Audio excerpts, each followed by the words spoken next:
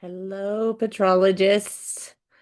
All right, we're going to pick up where we left off on Friday, which is actually still today, but you won't be watching this till later. And if you remember, we were talking about, let me get this to actually do what I'd like it to do. There we go. We were talking about fertile versus depleted mantle, because remember, the mantle, the upper mantle, is where we get most of our magmas. That's where they actually start turning into magma instead of just hot rocks. And we talked about the difference between fertile and depleted mantle. And then we decided, just at the very end, we decided that pristine mantle sources are going to be fertile. They're not going to have very much removal because they haven't undergone a lot of processing. So let's look at a trace element diagram. This is often called a spider diagram. And this particular kind of trace element diagram is looking at the sample numbers of the trace elements. So this is usually ppm, and it is comparing them to primordial mantle. Now, what is primordial mantle? Well, we really don't have any primordial mantle, but so we're taking like what we think should be a primordial mantle. There's other things you can put on the x-axis. Um, excuse me, on the y-axis, you can have it be over, you can have it, the denominator be chondrites, which are the most primitive type of material we have from meteorites. You can also have different ocean types of things. So anyway, there's lots of different ways you can do this. But tell me what's going on here. And yes, you're not here. So I'm going to give you half a second. I want you to kind of describe to me what you see. You can't describe to me. I want you to describe to yourself what you can see.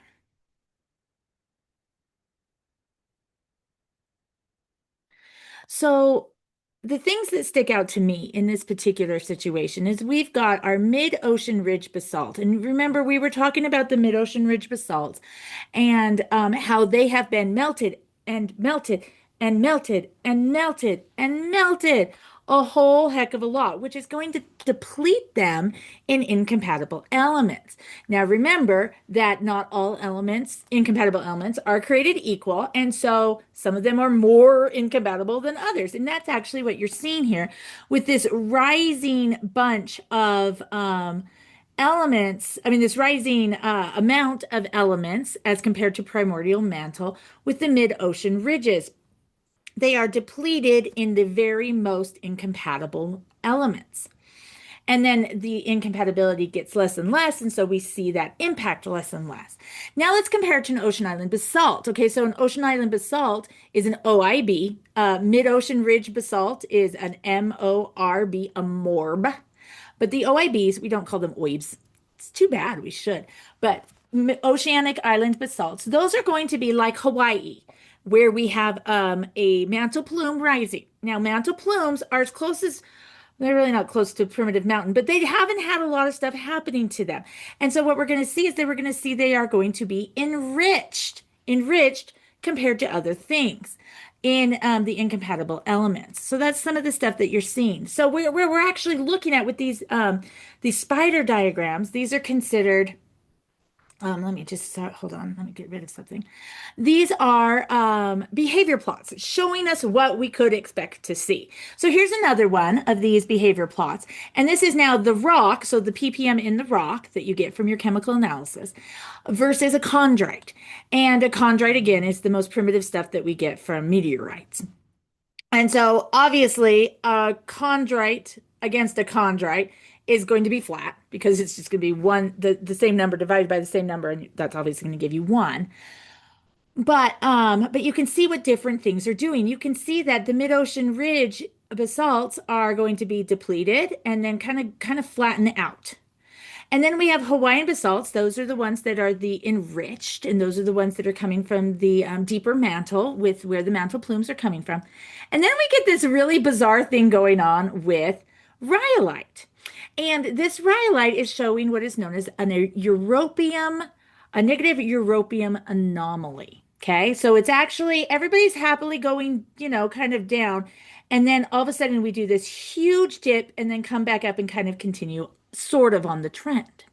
So trace elements are very sensitive to differentiation and fractionation processes. What we're looking at here is we're seeing different differentiation, different fractionation processes.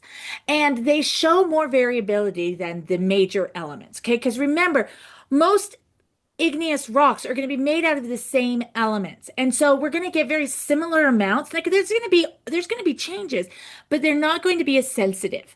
And so when you're working with very small amounts and you're comparing them to something, then you're actually going to end up with showing more variability and showing us a little bit more about what's going on as it is cooling or as it is melting.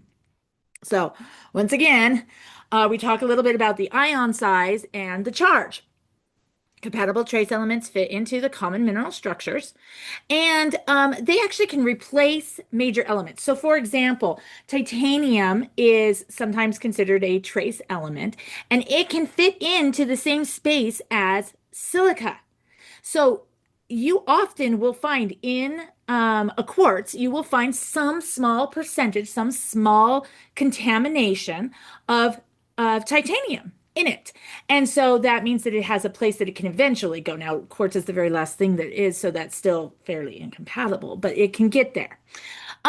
Two ions in a mineral with the same radius and charge should exchange easily. This is called Goldschmidt's rule. And Goldschmidt's rule explains this. Compatible trace elements are going to fit into your common mineral structures. And the ones that can't, won't. So what are those compatible trace elements that will substitute for various things? Well, here's some. So for example, titanium, this is a major element on this side. It goes back and forth, I'm sorry.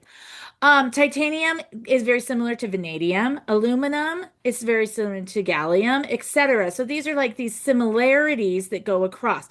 Do I need you to memorize this? No. I do not want you to spend your time memorizing this. I do want you to realize two things. There's two important things on here. One of them is that three. There's three important things that I want you to know on here. Sorry about that. One of them is I want you to realize that calcium, which is a major element, is very similar to strontium, europium, and the rare earths. All right. So those are very chemically similar. I want you to realize that sodium is also very chemically similar to strontium. And that shouldn't be a surprise to you because we find this substitution quite frequently too. And then potassium is very chemically similar to rubidium and barium. And this is actually going to allow us to do a lot of really kind of cool things with substitutions and with alterations, and we're going to get some radioactive trace elements that will substitute into a mineral, and then that allows us to use it as a radiometric clock. There's lots of cool things that can happen. So basically, trace elements are sensitive to differentiation and fractionation, and they show more variability. But the problem is that variability is wildly crazy. So if you look at a maybe one of the references that you found for your poster, and you looked at all of the trace elements, and you would realize that there's some huge variability in parts per million. So to be able to see what's going on a graph, we need to somehow normalize it. And so that is why we divide it by a constant. The constants, the most common constants are primitive mantle and chondrites. And the other thing I really want you to notice is the arrangement of the rare earth elements. Now, they are in this order for a reason. There are a couple of different ways to arrange them to show you different things. The most common one is the one that you're seeing here. At least in my experience, this is the most common one. There are others. So this is actually because of the way each of these elements reacts, how it behaves incompatibly, how it behaves compatibly, whatever it is. This actually helps us visualize magma evolution. Like what is going on with the magma? Well, if I see this pattern, this is happening. And if I see that pattern, that is happening. So let me show you an example of this. We'll talk about this weird europium thing. This little negative europium anomaly is what it's called. So europium is this, it's the rare earth that's kind of right in the middle. It's the end of the light rare earths and it's the beginning of the heavy rare earths. And it behaves really oddly. It has a +2 charge. instead of the more common three or more. Remember, because remember we talked about different reasons for things not to fit into the into the crystal lattices of different minerals. And this one actually does not have a huge charge. It behaves a lot like strontium, which means it behaves like calcium and sodium and even sometimes potassium. So then the question becomes, in a fractionating crystallizing system, so remember, we are going from something that is completely melted and we are now starting to crystallize. Where will europium end up going? Okay, so where will it fit in the best with? So is it going to fit in the best with feldspar? Is it going to fit in the best with pyroxene, biotite, magnetite, olivine? And I want you guys to think about your mineralogy, okay? That's why you have to take mineralogy first, is because we keep talking about these things, and you need to have in your mind what the major elements are that make up these different common rock forming minerals. So, what do you guys think?